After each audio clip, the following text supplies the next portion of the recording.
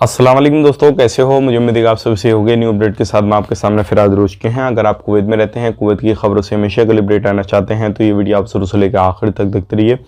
इस वीडियो के अंदर मैं आपको काफ़ी ज़्यादा इंपॉर्टेंट जो है इन्फॉर्मेशन देने वाला हूँ और आप लोगों को बताने वाला हूँ पिछले 24 घंटे की कोरोना वायरस रिपोर्ट के हवाले से। और जो है कुछ नए कायदे कानून जो है कुवैत के अंदर लागू हैं। कुछ PAICA की तरफ से जो है नई सर्विस लॉन्च की गई है। और भी जो है इंडिया के हवाले से ओमिक्रॉन के हवाले से काफ़ी बड़ी अपडेट आ रही है और कुवैत के हवाले से भी ओमिक्रॉन के हवाले से काफ़ी बड़ी अपडेट आ रही है। तो पूरी डिटेल्स हम जानेंगे और जो है क्या अभी नए नए अपडेट आ रहे हैं, तो शुरू से लेकर आखिर तक वीडियो में ज़रूर बने रहें।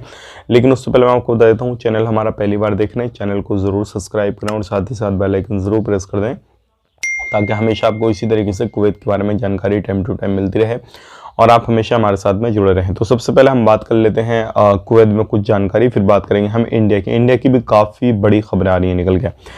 सबसे पहले हम बात कर लेते हैं, यहाँ पे PACI की तरफ से एक नई सर्विस जो है वो लॉन्च की गई है, जो कि एक एप्लीकेशन है, साहिल एप्लीकेशन। अगर आपको किसी भी तरीके से आपका सिविल ID जो भी है वो खो जाता है या फिर 5 साल से ज़्यादा हो जाते हैं आपकी सिविल ID को, और उसमें जो है फ़ोटो वगैरह आपने लगा रखी है पुराने टाइप की और अभी जो है उसमें चेंज करना चाहते हैं, तो साहिल एप्लीकेशन से ये सारे काम आप कर सकते हैं। यानी कि 2 सर्विसें हैं, आप इन चीज़ों का फ़ायदा ले सकते हैं और आपके लिए ये काफ़ी ज़्यादा फ़ायदेमंद होंगी, क्योंकि आप अपना फ़ोटो भी चेंज कर सकते हैं और आपका कोई भी सिविल ID वगैरह खो गया है तो आप उसको भी जो है दोबारा से रीअप्लाई कर सकते हैं। तो अगर आपको इसको डाउनलोड करना है तो आपको साहिल एप्लीकेशन को डाउनलोड कर लेना है और उसके बाद में जो भी है जिस तरीके से भी करना चाहते हैं तो आप इसको कर सकते हैं। अब बात कर लेते हैं, बड़ी खबर आ रही है निकल गई यहाँ पे जो है एक ही दिन के अंदर 7 दिन के अंदर जो है काफ़ी ज़्यादा लोगों को डिपोर्ट किया गया है। यहाँ पे आपको मालूम है अभी जो है डिपोर्ट भी काफ़ी ज़्यादा लोगों को किया जा रहा है, गिरफ्तारी भी काफ़ी ज़्यादा लोगों को की जा रही है। और दूसरी बात ये है, वैक्सीनेशन जो लोग नहीं किए हैं उन पर भी सख्ती बरती जा रही है। इस 7 दिन के अंदर जो डिपोर्ट किया गया है वो 713 लोगों को डिपोर्ट किया गया है। ये अलग अलग कंट्रियों के हैं जो कि सभी को डिपोर्ट किया गया है और ये वो लोग हैं जो कि इलीगल तरीके से कुवैत के अंदर कामकाज करते थे, सारा कुछ करते थे। तो ध्यान रखिए, आप भी कहीं पर रहते हैं किसी भी तरीके से तो आपको ये सारी चीज़ें नहीं करनी है, खुद को पहले लीगल कर लेना है ताकि आपको कोई भी परेशानी ना आए और आने वाले वक्त में जो भी चीज़ें हैं वो आपकी सही तरीके से होती रहें। अब बात कर लेते हैं यहाँ पे पिछले 24 घंटे कोरोना वायरस रिपोर्ट के बारे में। 33 की रिकवरी की गई है, टोटल रिकवरी हो चुकी है 4,11,178 की और 143 नए केसेस आए हैं। केसेस काफ़ी ज़्यादा बढ़ने शुरू हो गए हैं। 4,14,413 केसेस हो चुके हैं। 2,466 टोटल की मौत हो चुकी है। 24 घंटे के अंदर किसी भी बंदे की मौत नहीं हुई है। 20,527 की टेस्टिंग की गई है। टोटल टेस्टिंग 57,78,849 की हुई है और 6 अभी भी ICU में केसेस हैं और जो एक्टिव केसेस हैं उनकी संख्या है 769। 151 पे कॉल करके कोरोना से रिलेटेड जो भी जानकारी चाहते हैं आप ले दे सकते हैं। अब यहाँ पे भारत से एक बड़ी खबर आ रही है, यानी कि इंडिया से एक बड़ी खबर है, जो क्या अब पिछले दिनों में भारत में सिर्फ 5 दिनों में ओमिक्रॉन के मामले दुगने हुए। तो आप खुद अंदाज़ा लगा सकते हैं, ओमिक्रॉन के जो मामले पहले चल रहे थे लगभग 115 के करीब थे, अब ये दुगने होना शुरू हो गए हैं। अब ये कब 200 हो जाएं, कब 400 हो जाएं, कब जो है 1000 हो जाएं और कब जो ये लाखों में पहुंच जाएं, कुछ पता नहीं है। तो अगर आप सफ़र करना चाहते हैं तो जल्द से किधर भी जाना चाहते हैं तो जल्द से निकलने की सोचें, नहीं तो आप हो सकता है कि फंस जाएंगे।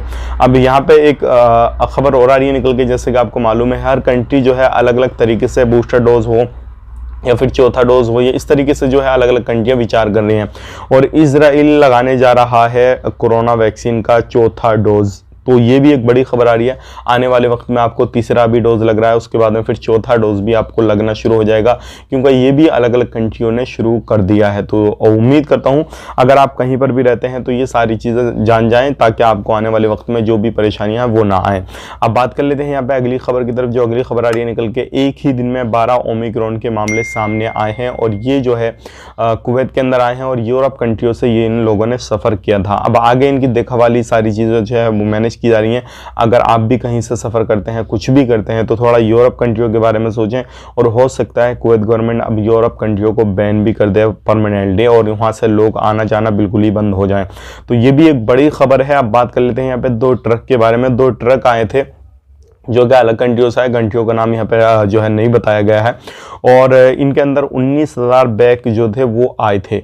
अब ये अलग अलग तरीके से जो बैग थे वो जो कि इलीगल वगैरह तरीके से पहुंचाए गए थे, ये सारी चीज़ें हो रही थी कुवैत के अंदर। तो इन बैगों को भी जो है गिरफ्तार किया गया है। जो ट्रक थे उनसे भी पूछताछ वगैरह चल रही है, जो ट्रक के मालिक थे जो लेकर आए थे उनसे भी पूछताछ वगैरह चल रही है।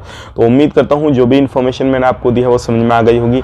अगर आप सफ़र करना चाहते हैं, अभी हाल ही में कुवैत से बाहर जाना चाहते हैं, आना चाहते हैं या कुछ भी करना चाहते हैं, तो वैक्सीनेशन पे आपको काफ़ी ज़्यादा ध्यान देना है। और जो भी रजिस्ट्रेशन वगैरह लिंक इन्होंने बताए हैं, एप्लीकेशन वगैरह बताए हैं, उनको भी रजिस्ट्रेशन वगैरह करना है।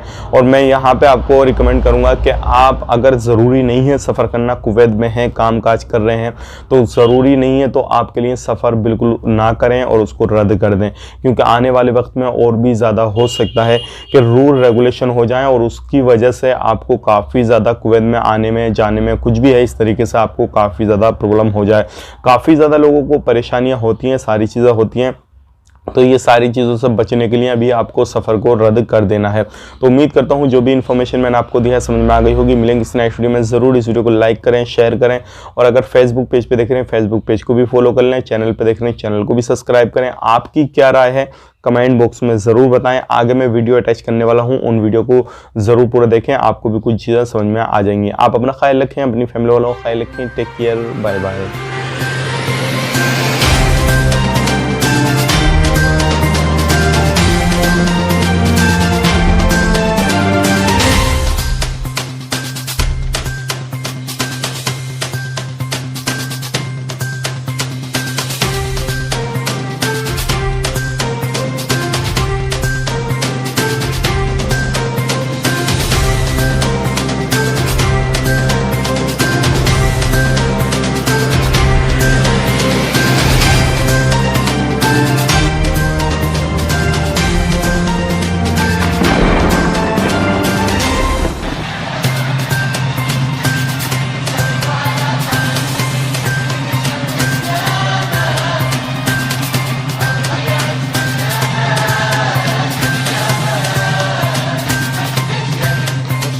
والسلام على رسول الله وعلى آله وأصحابه ومن والاه، على بركة الله وبعونه وبتوفيق منه نعلن افتتاح هذا الصرح الرياضي الكبير استاد جابر الأحمد الدولي، مهنئين بناتنا وأبنائنا الرياضيين بهذا المعلم الرياضي المتميز، ومتمنين لهم كل التوفيق والنجاح وتحقيق المزيد من الإنجازات الرياضية لرفع راية الكويت عالية في مختلف المحافل الرياضية الإقليمية والدولية.